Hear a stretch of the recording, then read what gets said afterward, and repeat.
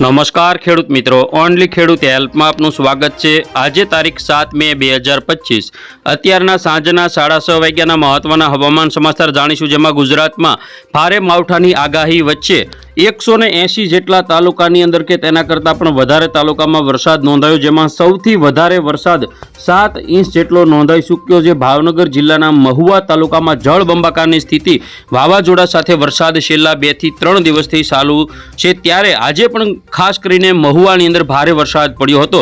તો જોઈએ ગુજરાતની અંદર હવે આજે તેમજ આવતીકાલે, આજે રાત્રે, આવતીકાલે અને પરમ દિવસે કયા કયા વિસ્તારોમાં હજુ પણ ખતરાની ઘંટી વાગી રહી છે તેની સંપૂર્ણ માહિતી મેળવીએ તે પહેલાં થોડીક વાત કરી લઈએ કે અત્યારે ખાસ કરીને સાંજના 7:45 થી 8:15 સુધી જે મોક ડ્રીલનું આયોજન આપણી ભારત સરકાર દ્વારા અને સાથે સાથે ગુજરાત સરકાર દ્વારા જે કરવામાં આવ્યું છે તેમાં બધા સહભાગી બને, બ્લેકઆઉટ એટલે કે અંધારપટ સવાય તેવી સ્થિતિનું આયોજન કરવાનું છે। મોક ડ્રીલ એટલે કે જ્યારે યુદ્ધની સ્થિતિ આવે ત્યારે જે સાયરન વગાડવામાં આવે છે તેની અનુભૂતિ કરાવવા માટે અને તૈયારીના ભાગરૂપે લોકોએ સાવચેત સ્થળે કઈ રીતે જવું તેના માટે મોક ડ્રીલ કરવામાં આવતી હોય છે। તો જ્યારે પણ સાયરન વાગે ત્યારે ઘરની બહાર રહેવું, લાઇટો બંધ કરવી, આવી સ્થિતિઓનું જે સૂચનોનું પાલન કરવાનું રહેશે। તો આ એક ખાસ વાત હતી। હવે આપણે વાત કરીએ અત્યારે કયા કયા વિસ્તારોમાં વરસાદ પડવાની શક્યતા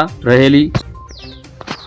અત્યારની 6-7 વાગ્યાની અપડેટ જોઈએ તો ખાસ કરીને જે લખપત આજુબાજુના વિસ્તારો છે, ખાવડા છે, રાપર છે, ગાંધીધામ, ભુજ, માંડવી, આ જે બધા વિસ્તારો છે તેમાં કચ્છની અંદર પણ વરસાદની સંભાવના છે।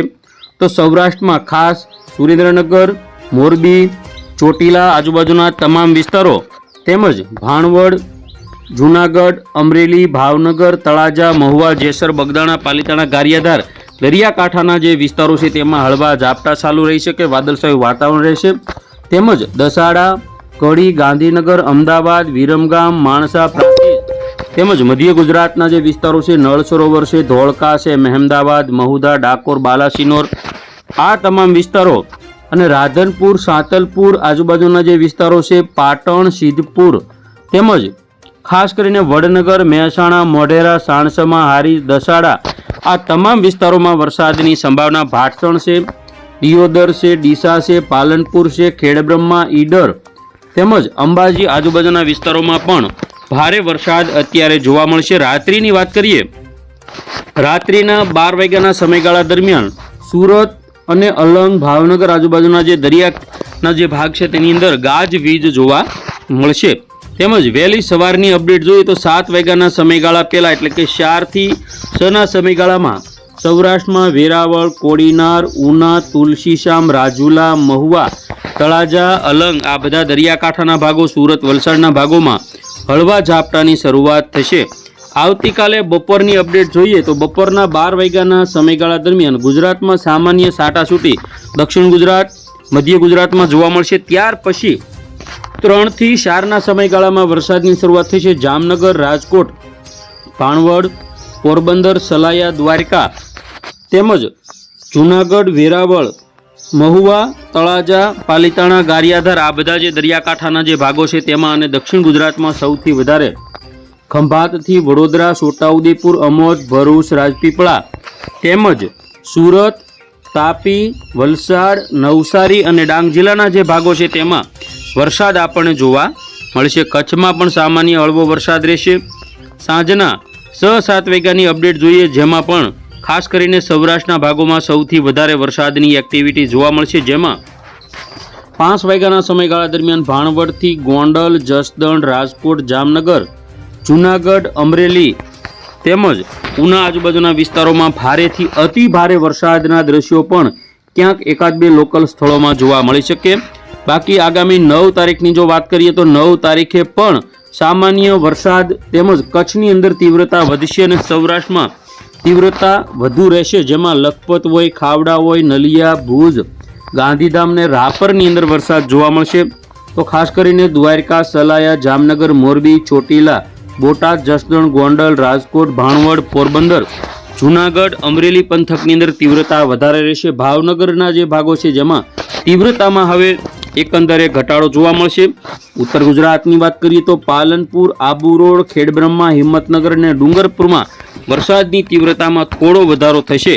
તો આ રીતે ગુજરાતમાં હજુ વરસાદ જોવા મળશે। 9, 10, 11 તારીખ સુધી વરસાદની તીવ્રતા સૌરાષ્ટ્ર માટે હજુ ખાસ કરીને 10 તારીખમાં પણ ખાવડા, નલિયા, ગાંધીધામ, ભુજ એટલે કે કચ્છના મોટાભાગના વિસ્તારો, દ્વારકા, જામનગર, રાજકોટ, જૂનાગઢ ને પોરબંદર, ગીર સોમનાથ સુધીના સૌરાષ્ટ્રના ભાગોમાં ભારેથી અતિ ભારે વરસાદના દ્રશ્યો જોવા મળશે, જે છેક સુરેન્દ્રનગર સુધી ફેલાયેલા હોઈ શકે।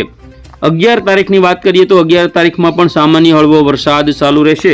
વાત કરીએ જીએફએસ મોડલ અનુસાર તો જીએફએસ મોડલની જે તીવ્રતા છે તે વધારે બતાવાઈ રહી છે, એટલે કે ગુજરાતની અંદર હજુ બંને મોડલો ICMWF અને GFF બંને સાથે ચાલી રહ્યા હોય, જેના કારણે ગુજરાતના જે વિસ્તારો છે તે એકંદરે વધી રહ્યા છે। વરસાદ પવન સાથે વરસાદ પડતો હતો, હવે પવનની ઝડપની વાત અત્યારે આપણે પવનની ઝડપની વાત કરીએ તો સુરત, વલસાડની અંદર 41 જેવી, તેમજ સૌરાષ્ટ્રના કોઈ ભાગોમાં 40, ખાવડા આજુબાજુ 40, બાકી ભાવનગર જિલ્લાના વિસ્તારોમાં 28 કિલોમીટર પ્રતિ કલાક નોર્મલ પવનની ઝડપ છે। આવતીકાલે સવારના સમયે પવનની ઝડપ નોર્મલ રહેશે, જ્યારે બપોરના સમયગાળા દરમિયાન પણ પવનની ઝડપ નોર્મલ રહેશે। દક્ષિણ ગુજરાતમાં 35 થી 40ની રહેશે, જ્યારે બપોર પછી સૌરાષ્ટ્રમાં રાજકોટ સાઈડના જે વિસ્તારો છે જેમાં તીવ્રતા વધશે, વરસાદ સાથે પવન હશે, તેમજ કચ્છના જે ભાગો છે જેમાં આવતીકાલે ખાસ કરીને ખાવડા આજુબાજુ 55 થી 60ની ઝડપે એટલે કે 60-65 સુધીની પવનની ઝડપ આપણને જોવા મળશે આવતીકાલે બપોર પછીના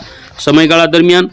તો આ રીતે પવનની ઝડપ હજુ જોવા મળશે, જેમાં ખાસ કરીને જે સેન્ટરોમાં વરસાદની તીવ્રતા વધશે ત્યાં પવન સાથે વરસાદની સંભાવના રહેલી છે।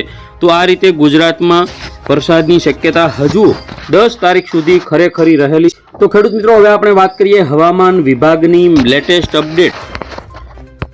હવે આપણે જોઈએ હવામાન વિભાગ દ્વારા કયા વિસ્તારોમાં રેડ, ઓરેન્જ એલર્ટ આપવામાં આવેલું છે। મોટા ભાગના ગુજરાતના વિસ્તારોમાં રેડ એલર્ટ આપવામાં આવેલું છે, જેમાં સૌરાષ્ટ્રના તમામ જિલ્લાઓ રેડ એલર્ટમાં છે, કચ્છ પણ રેડ એલર્ટમાં છે, તેમજ ઉત્તર ગુજરાતના જે વિસ્તારો છે બધા તે પણ રેડ એલર્ટમાં છે।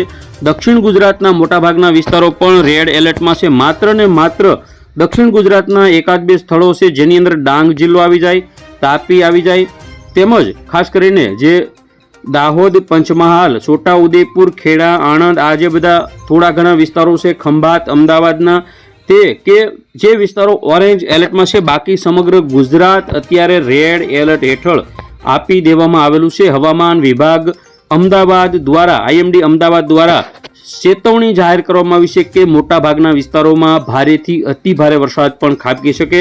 તો ખેડૂત મિત્રો, આ હતી આજની લેટેસ્ટ અપડેટ। ફરી વખત મળીશું નવી અપડેટ સાથે। જોતા રહેજો ઓનલી ખેડૂત।